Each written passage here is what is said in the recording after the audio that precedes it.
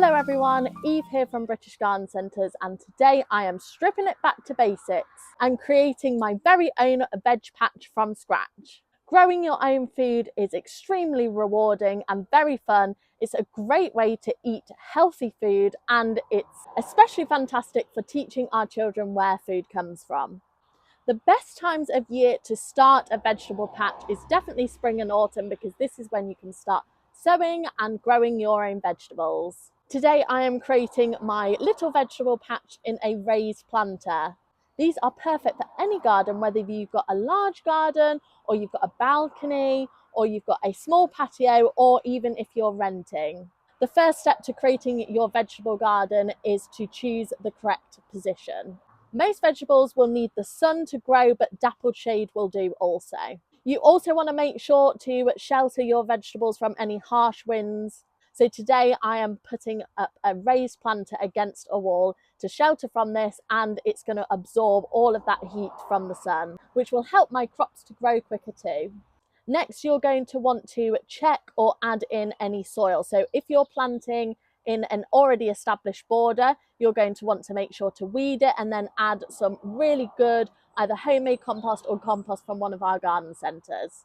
As I am planting in a new raised bed, I am adding some peat-free multi-purpose compost that is perfect for my vegetables. I'm going to make sure that the soil is all level on top and there's no big stones or big clumps of compost.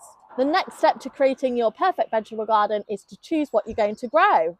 An obvious tip, but a good one, is to always choose what you like to eat. If you're growing something that you know you don't like I don't like celery, if I'm going to grow it, I'm not going to put much effort into it. Whereas if I grow something that I know I'm going to like to eat, so today I'm growing things like carrots and radishes and spring onions, I know that I'm going to want them to do really well. I'm going to put my effort in, and it's going to be so rewarding when they're fully grown. I can harvest them and eat them.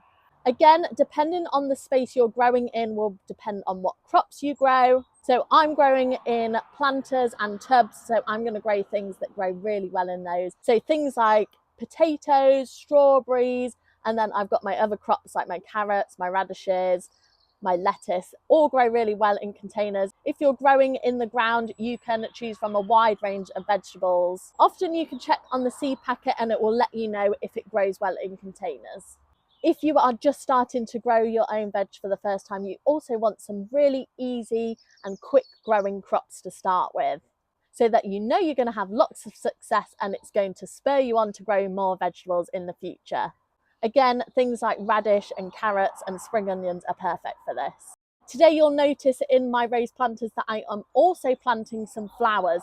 Not only will this attract pollinators to my little vegetable patch, but they are also edible flowers. So I have put in some violas into my raised planter, and I'm also going to sow some nasturtiums and calendula, because the petals of these are perfect in salads or ice cube trays, that sort of thing. I also really like to bring colour to all of my gardens, so adding these flowers for the pollinators and to eat is a perfect addition. And now it's time to create my little vegetable bed and plant it up. So here's exactly how I do it. So to start, I firstly need to build my raised planter. I've chosen to go with a veg trug as the perfect vessel for growing my veg in. It doesn't take up much space and it was really easy to build. So once I've decided where it was going to go, I put it up against the shed wall. I filled it up with some peat-free multi-purpose compost from one of our garden centres. I made sure the soil was really fine, ready for sowing my veg seeds. And then I placed out what I'm going to be sowing and growing to make sure that I would have plenty of space for everything. And once I was happy, it's time to start planting. I started by planting out these blue and yellow violas along each edge of my planter to bring some colour to my veg bread, and not only will they attract pollinators, they're also an edible flower too, so it's a win-win. I made sure to tease the roots of the plants to encourage new root growth and gave them a really good watering in once planted. Next, it's time to plant these small little gem lettuce plugs by gently removing them from the pots, holding the leaf so I don't damage the plant, and placing them into the soil and giving them a really good watering once I've firmed them in. I will make sure to keep a close eye on these, and if we get a frost between now and late May, I'll cover them with some horticultural fleece for extra protection. It's time to sow my veg seeds now, and I am sowing spring onions, mini carrots and radishes in my raised planter. So I'm creating a drill with my hand and watering the soil first so that I don't wash away the seeds by watering once they've been sowed.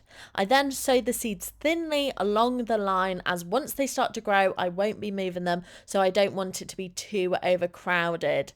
Right, it's time to cover them over, and don't forget to label them so you know what's growing where. And that's it, my new veg patch is complete. In terms of aftercare, this will require little maintenance and need watering lightly every few days depending on the weather. Make sure to keep an eye out for slugs and snails, as they will find this veg patch absolutely delicious. So if this becomes a problem, there are plenty of organic pest solutions that you can find in our garden centres. All I have to do now is wait for my new veggies to grow, and I'll be sure to give you an update of what this looks like in a few weeks' time and any next steps.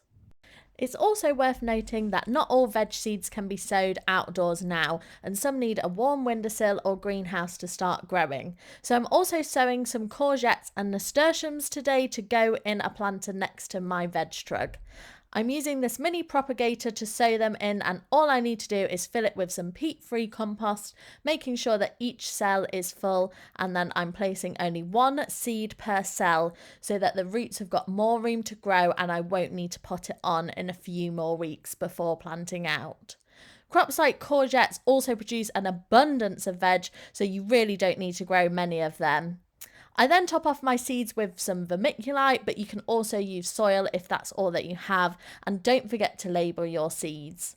I then like to sit them in a tray of water to water them from the bottom up so I don't wash away my seeds, and I'll leave these in my greenhouse now until they are large enough to be planted out in late May once the chance of frost has passed. I hope this video has inspired you to start growing your own fruit and veg and get out into your garden this year. It's so rewarding, so I really hope you give it a go, and if you've got any questions, please leave them in the comments below. If you'd like to shop any of the products that you've seen in this video, then you can nip into your local British Garden Centre, or you can shop online on our website. And to see more content like this, then please follow us on our social media channels and make sure to subscribe to our YouTube channel for more videos. Thank you for watching, everyone. Happy growing!